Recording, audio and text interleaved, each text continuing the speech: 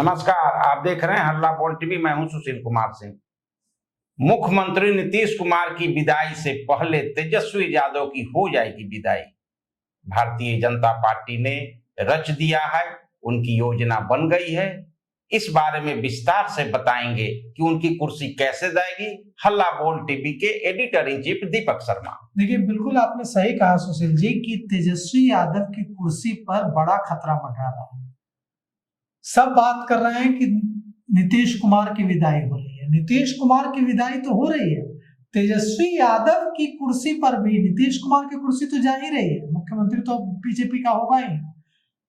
Bharatiya Janata party जो खेल रच रही है उसमें तेजस्वी यादव की भी कुर्सी यानी बिहार विधानसभा में नेता प्रतिपक्ष की कुर्सी नहीं बचने जा रही। बिहार विधानसभा में विधायकों की संख्या है 243 और बिहार विधानसभा में नेता प्रतिपक्ष बनने के लिए चाहिए 25 विधायक, कम से कम 25 विधायक से कम जिसके पास होगा वो बिहार विधानसभा में नेता प्रतिपक्ष नहीं रह सकता है। अगर सरकार चाहे तो किसी को बना सकती है, 5 विधायक वाले को भी बना सकती है, लेकिन मैंडेटरी नहीं है कि 25 से कम अगर किसी के पास विधायक हो तो वो लीडर ऑफ अपोजिशन बने। और भारतीय जनता पार्टी क्यों ही अगर संख्या कम होगी तो तेजस्वी यादव को नेता प्रतिपक्ष रहने देगी।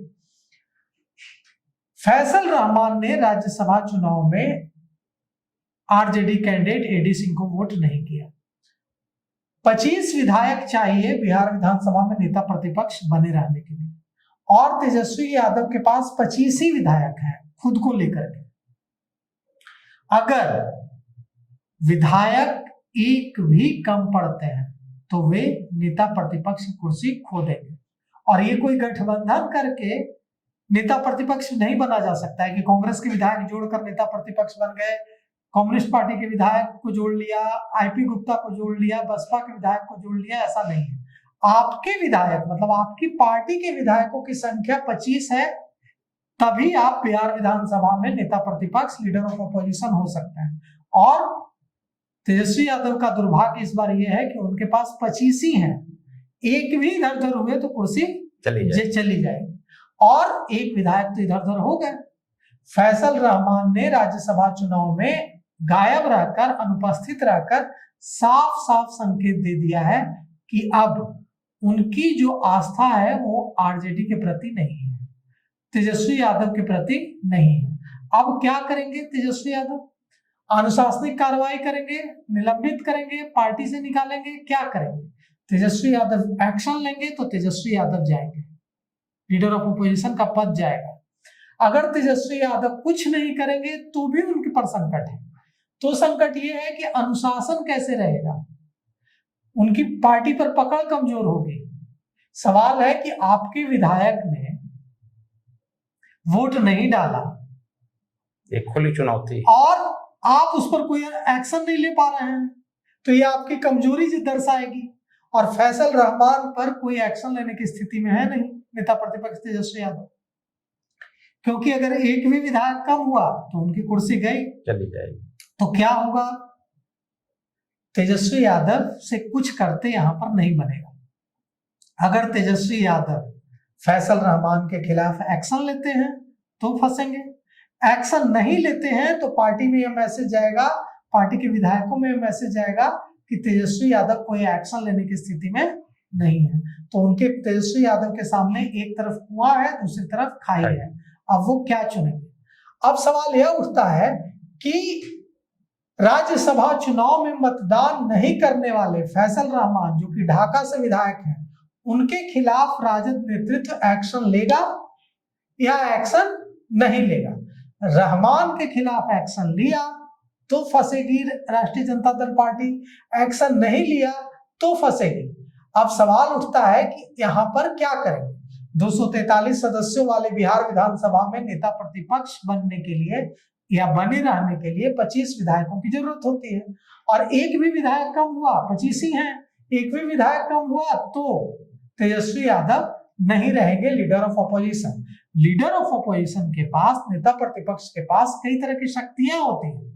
नेता प्रतिपक्ष को कैबिनेट मंत्री का दर्जा होता है, उसकी कैबिनेट मंत्री का के दर्जे के मुताबिक आवास मिलता है, कैबिनेट मंत्री के दर्जे के मुताबिक सुरक्षा मिलती है, अधिकार होता है, कई तरह की समितियों का सदस्य होता है नेता प्रतिपक्ष। नेता प्रतिपक्ष कहीं के पास संविधान में इतने ज्यादा अधिकार हैं कि कोई भी जो लीडर, जो अपोजिशन का नेता होता है, वो ये नहीं चाहता है कि नेता प्रतिपक्ष की उसकी कुर्सी जाए।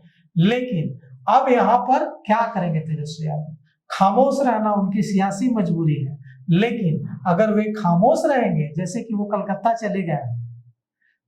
चले गए हैं, कुछ भी नहीं कहा है, और अगर वे खामोश इसी तरह रहेंगे, अनुशासन कोई कदम नहीं उठाएंगे अनुशासन को लेकर, तो उनके विधायकों में यह मैसेज जाएगा कि अच्छा, पार्टी का नियंत्रण नहीं है, जो चाहे वो हम कर सकते हैं। तो इससे पार्टी पर उनकी पकड़ और कमजोर होगी।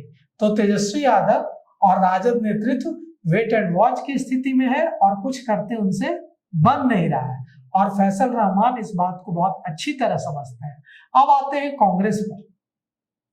कांग्रेस के अनुशासन समिति के जो अध्यक्ष हैं कपिल देव प्रसाद, उन्होंने जो 3 विधायक सुरेंद्र कुशवाहा, मनोहर सिंह और एक और जो विधायक हैं मनोज विश्वास, उन तीनों विधायकों को कारण बताओ नोटिस जारी किया है।